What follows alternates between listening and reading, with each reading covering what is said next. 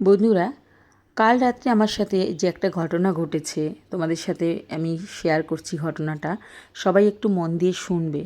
তোমরা এরকম কে কে দেখেছো নিজের স্বচক্ষে ভূত, অবশ্যই কিন্তু আমাকে জানিও কমেন্ট বক্সে। কাল সারা রাত আমার মধ্যে যা গেছে আমি শুধু নিজেই জানি। কাল রাত্রিবেলা আমি একা ছিলাম, পুরো আমাদের ফ্ল্যাটের রুমে একাই ছিলাম। তো তোমার দাদা ছিল নাইট ডিউটি। নাইট ডিউটি থাকলে আমি এরকম একাই থাকি। এর আগেও আমি অনেকবার বুঝেছি যে আমাদের এই ফ্ল্যাটটাতে ভূত আছে, কিন্তু এইভাবে কখনো স্বচক্ষে আমার চোখে পড়েনি, যেটা কাল রাত্রে হয়েছে। কাল রাত্রিবেলায় আমি ঘরের মধ্যে থেকে বুঝতে পারি যে আমার জানলার সামনে কেউ এসে দাঁড়াচ্ছে, একটা ছায়া মতো। ছাদের ওপরে একটা ইট যেরকম পড়লে আওয়াজ হয়, ওরকম ধুমধাম করে ইট পড়ার মতো আওয়াজ হচ্ছে। দরজা ঠকঠক করছে, আমি কিছুতেই বুঝতে পারছি না। অ্যাকচুয়ালি এটা আজকে 2 বছর আগে আমাদের এই ফ্ল্যাটেই একটা ছেলে, আমাদেরই আর কি, ফ্ল্যাটেরই আর কি, কী বলবো, বাসিন্দা।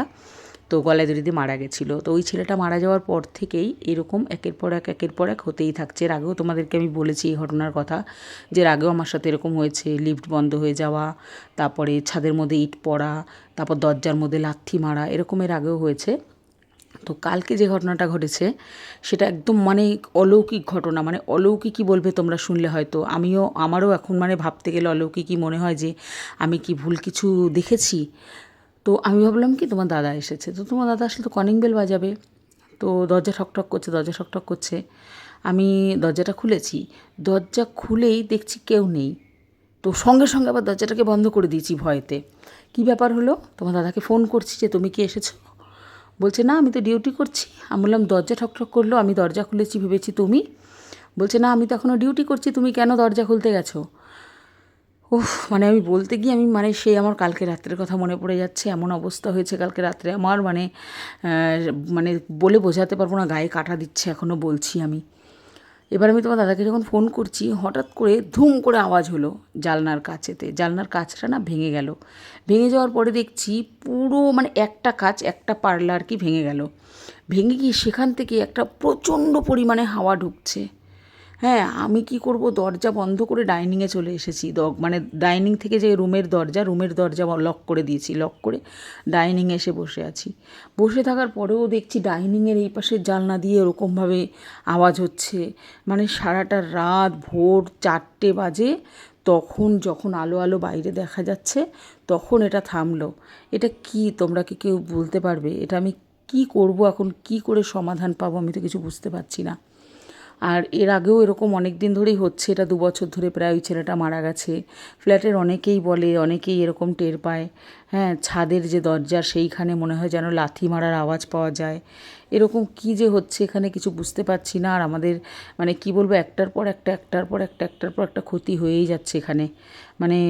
বুঝতে পারছি না কি করব, এর সলিউশন কি করে এর থেকে বাঁচবো। এরকম হতে থাকলে কি বলবো, আমি তো একা থাকি, আমার খুবই প্রবলেম হয়। ভয়ে রাতভর আমি ঘুমাতে পারি না। খুব খুব খুব অসুবিধা হচ্ছে। এর সলিউশন কি, তোমরা যদি কেউ জানো প্লিজ আমাকে জানিও। কি করব আমি কিছুই বুঝতে পারছি না। কি ফ্ল্যাটটা ছেড়ে দেবো, না কি করব, না কোনো পুজো দিলে ঠিক হবে, না কি করব, আমি কিচ্ছু বুঝতে পারছি না। আর ওই যাদের ঘরে ছেলেটা মারা গেছিলো না, ওদের ঘর থেকে প্রত্যেক বছর এক একজন করে মরে যাচ্ছে। বলে যে এখানে নাকি ফ্ল্যাটটা তৈরি হওয়ার আগে একটা বেলগাছ ছিল, সেই বেলগাছটা কেটেছিল ফ্ল্যাটটা হওয়ার সময়। ওই কাটার পর থেকেই নাকি ওদের পরিবারের সাথে এরকম হয়। আর এই ফ্ল্যাটে যারা যারা রয়েছে সবাই বলে যে এরকম সবাই টের পায়। তো কালকে আমি যা দেখেছি, আমার আর একটু থাকার এখানে ইচ্ছা নেই। এক মুহূর্ত থাকার ইচ্ছা নেই। আমি সবসময় একটা ভয়ে আতঙ্কে আছি। খুব ভয় পাচ্ছি, খুব ভয় পাচ্ছি। দিনের বেলাও মনে হচ্ছে যেন আমার একটা আতঙ্ক লাগছে, ভয় লাগছে। আমি থাকতে পারছি না ঘরেতে একা। কী করব আমি কিচ্ছু বুঝতে পারছি না। এই কিছুক্ষণ আগেই আমি আমার পাশেই যে রুম, তার ঘরে গিয়ে বসেছিলাম। আবার এখন ভাত টাত খেলাম, ঘরে তো আসতেই হবে বলো। বেশিরভাগ টাইমটাই আমি ঘরে একা থাকি। ভীষণ ভীষণ ভয় পাচ্ছি, ভীষণ ভয় লাগছে। এখন আমি তোমাদের সঙ্গে বলছি, আমার সারা গা কাটা দিয়ে গেছে। কী করব আমি কিচ্ছু বুঝতে পারছি না।